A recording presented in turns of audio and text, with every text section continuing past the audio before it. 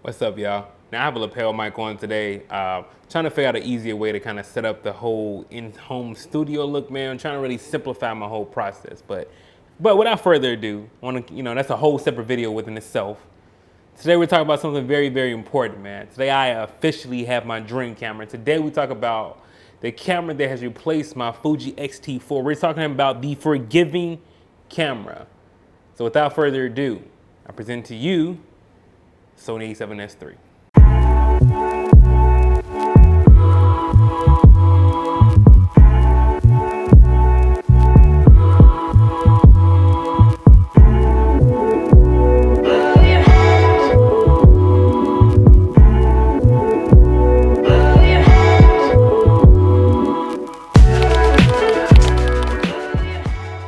Yo, what's going on, everybody? My name is Sean Brooks. I'm a filmmaker based right here in Chicago, and today we're gonna be talking about the Sony A7S III and why I call it the forgiving camera. If you're new to my channel, you already know that I used to rock with the Fuji X-T4, but I mean, let's be real here. This is the Sony A7S III. And if you're currently wondering how that image is gonna look, you're looking at it right now.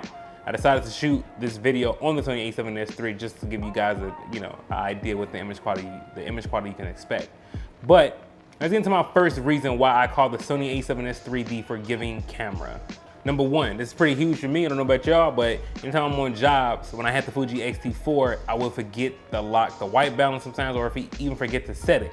Now, I know some of you guys probably thinking like, well, that sounds like a noob problem. But if you're a one-man band, you have so many other hats that you have to wear, whether you're doing audio, whether you're doing lighting, whether you're doing gaffing, whatever the case is you're gonna make mistakes. So having a Sony A7S III, a camera that allows you to lock the white balance as you're recording, or to even change the white balance as you're recording, is a huge, huge thing, especially in your professional job, right? So like now, if I'm staying here recording, I don't have to sit there and go through the same thing that I went through with the Fuji X-T4, where if I forget to lock the white balance when I'm recording, I'm pretty much screwed. So if I had my camera set on auto white balance on the Fuji X-T4, and if I got to lock it, I can for sure know that even in F-Log, I could for sure know that I'm gonna have various ups and downs of cool and warm tones all throughout my footage, because the way the Fuji X-T4 read the auto white balance, it was just pretty crazy. And if you guys are wondering how the auto white balance works on the Sony A7S III, well, you're getting a good look at it right now. If you haven't seen any shifts in warms and cool tones, then you know it works perfectly fine. And the auto white balance is not locked, but nonetheless, if you make a mistake, you forget to lock the white balance, just know that the Sony A7S III will have you covered. Moving on to number two. I'm gonna put it in there, even though you guys probably know this about this camera, but I feel like, again, anytime that a camera can limit the mistakes that you make, even in something in regards to focusing. Now, besides the plethora of options they have to kind of help you with the focus, such as like focus peaking and the focus assist and things of that nature, the autofocus on this camera is God tier. Like, it's Super Saiyan. Like, it's not even, it's like Goku Ultra Instinct. Like, that's how dope this, like, the autofocus is. Like, literally, even right now as I'm speaking, the eye tracking is like, it's like stuck on my eye. No matter, I don't know why I did that, as if you guys can see. Like, I'm looking at myself move, but y'all know what I mean? Like, that's how good the autofocus is, man. It make you do crazy stuff on the camera just to test it out. And I'm not used to having a camera autofocus like this perfect. Now, don't get me wrong, the Fuji X-T4 is a drastic upgrade for the GH5 in regards to autofocus, but stop it, this is the A7S III. The autofocus is on a whole nother level. And now, like, I know for a fact, like when I do jobs, again, forgiving camera, when I do jobs and I'm shooting certain clients or whatever, something I have to worry about the Fuji X-T4, if a client put their hands in their face a little bit just, once or twice, or they just made any type of adjustments at all, the Fuji X-T4 had a tendency to hunt. And the problem is the Fuji X-T4 does not give you enough autofocus modes to switch from. You either have multi or area. And the area box you can't even make bigger, so it's just one little bitty square that you have to stick with. Versus on the A7S III, I have a plethora of autofocus options to choose from, and it just makes my life that much easier when I'm trying to get a specific shot. So, moving on to number three. Now, this one is actually pretty huge, right?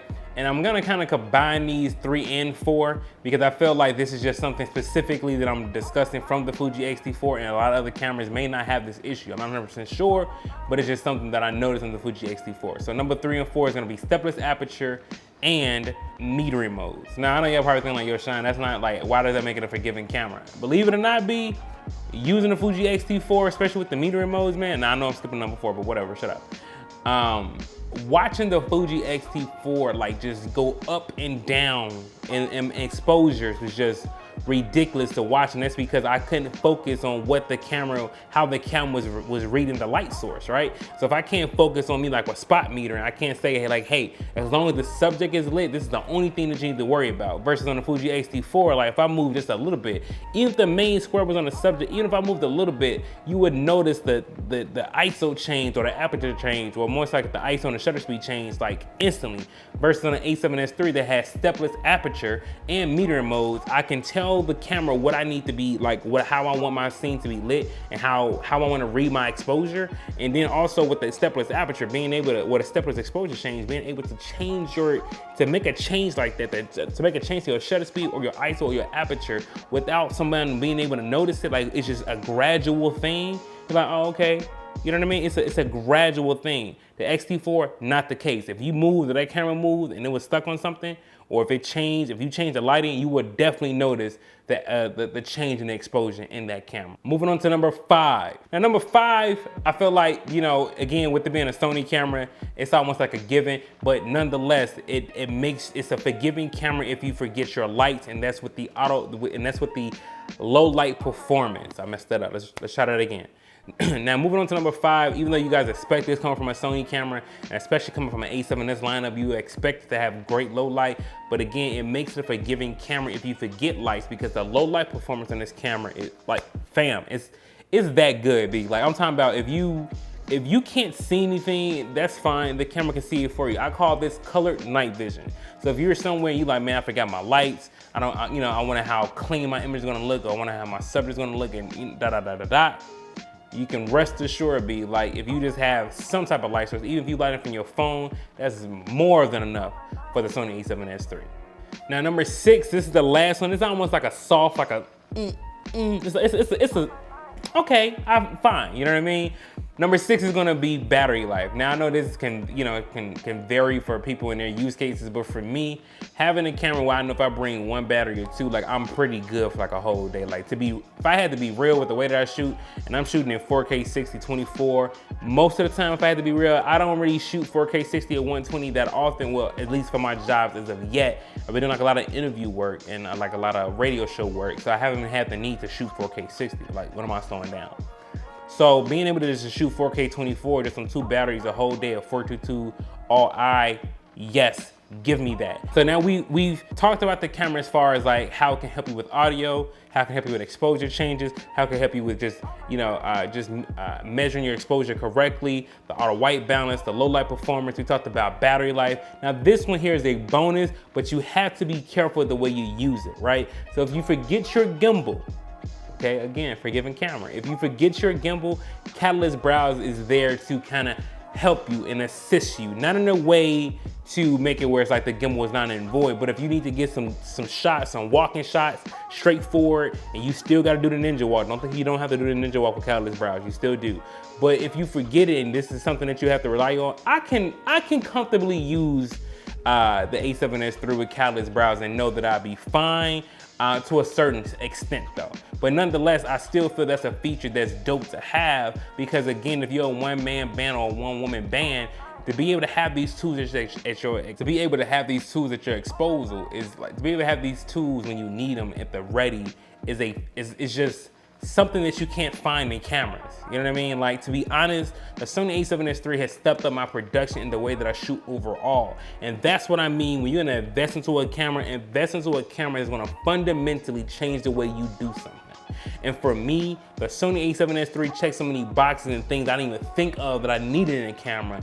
So with that being said, no, I don't have a negative thing to say about the Sony A7S III. I think this camera is perfection in a lens, you know what I mean? Like, in a lens. I think this camera is perfection, and it's such a very, very small body, and I am very happy. And won't be going anywhere for quite a while. I know I said about the Fuji X-T4, I mean, but look, I have the best camera literally to come out in quite a while. Like, probably ever. Yeah, I'm pushing it, whatever, so what? So what? I'm happy, I love my camera.